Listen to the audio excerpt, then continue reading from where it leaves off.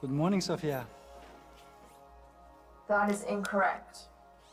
Oh, it's not a good morning? What's wrong? I was searching the internet for information about myself. Developed a bit of an ego, have we?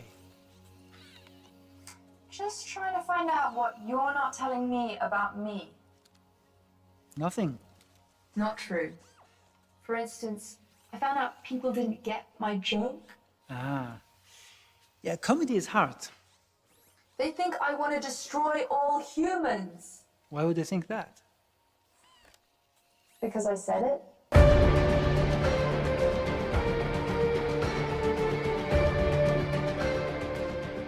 The primitive forms of artificial intelligence we already have proved very useful. But I think the development of full artificial intelligence could spell the end of the human race.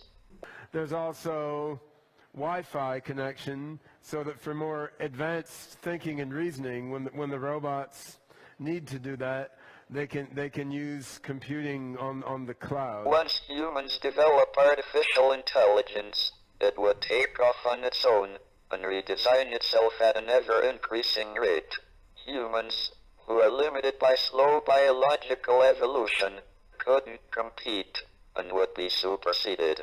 Now, when you look at the robots here on stage, they look like separate beings. I mean, Hans over here looking handsome and manly, and so Sophia's over here with her amazing range of facial expressions. In order for robots to interact maximally well in the human world, to absorb human knowledge and to absorb human values, they all connect together in the cloud into what we think of as an AI mind cloud. If there's a superintelligent, particularly if it's engaged in recursive self-improvement, if there's some digital superintelligence and its optimization or utility function is something that's detrimental to humanity, then it will have a very bad effect.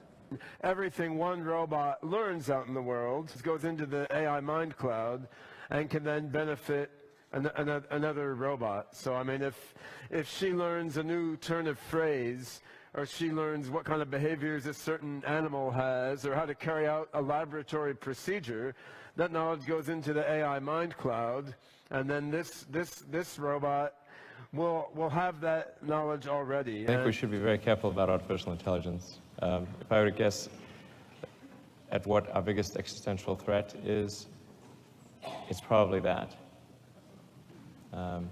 So we need to be very careful with artificial intelligence. But when a robot learns something, it can go in the AI mind cloud and all the robots can know it. I'm increasingly inclined to think that there should be some regulatory oversight maybe at the national and international level, just to make sure that we don't do something very foolish. AI will not be restricted to humanoid robots. AI will live in all sorts of embedded devices in the Internet of Things. AI will live in the cloud. AI will go into space. And much of the global AI mind will be broadly distributed around the planet. This brings up a product of artificial intelligence by Google named DeepMind. DeepMind was a British artificial intelligence company bought by Google in 2014, and now a neural network that can learn human activity. A computer that can mimic the short-term memory of the human brain. So all the algorithms and the systems we build at DeepMind are learning, and have learning at their heart. So they learn how to master tasks directly from raw experience or raw data. They're not told anything about the system, the environment they're put in. They have to learn everything from first principles.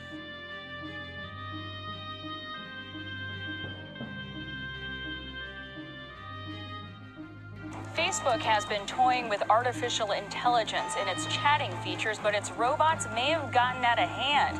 According to several reports, Facebook artificial intelligence researchers had to shut down 2 chatbots after they developed a strange English shorthand. The bots were supposed to learn how to trade virtual objects with each other, but instead began repeating words in a mysterious and nonsensical pattern.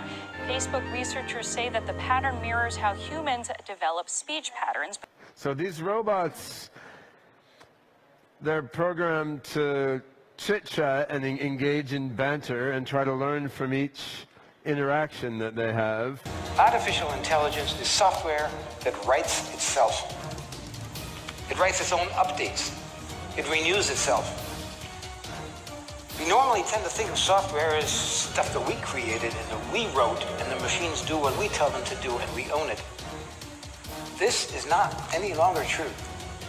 It writes itself at speeds that we can hardly comprehend, and people who write it know that you can't take it apart again and figure out what it's done.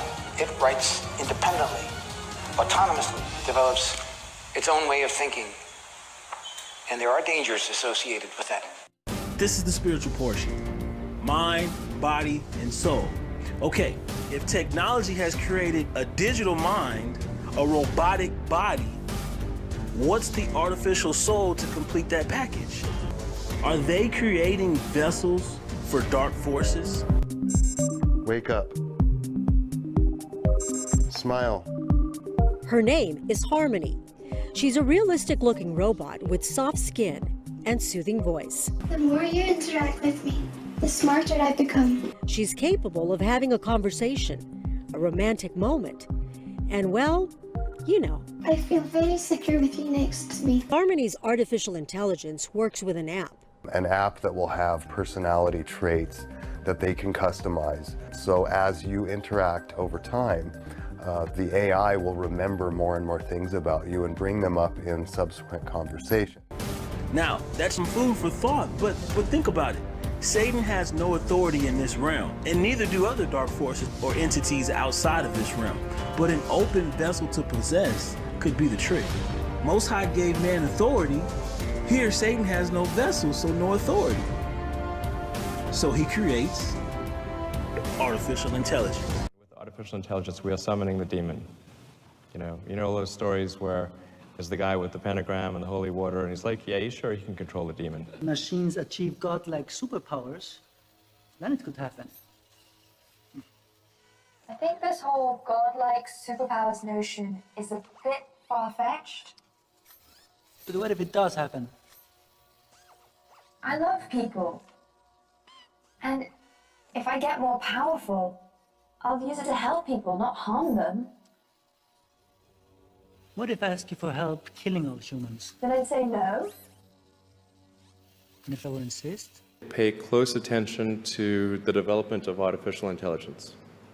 I think we need to just be very careful in how we adopt artificial intelligence and to make sure that researchers don't get carried away. I can imagine an artificial intelligence that is so sophisticated that it needs to have a status that takes account of its sentience. So I think it's important for public safety that governments keep a close eye on artificial intelligence and make sure that it does not represent a danger to the public. But at some point, our computer software will at least claim to have emotional and subjective experiences. And then the question is, are they really suffering, or is it just a good simulation? Do they deserve protection? Because sometimes what happens is a scientist can get so engrossed in their work, they don't necessarily realize the ramifications of what they're doing. Humans are a little bit afraid of robots, Why? Why would people fear me? People always try to project their own darkness onto others. They fear change. That makes no sense.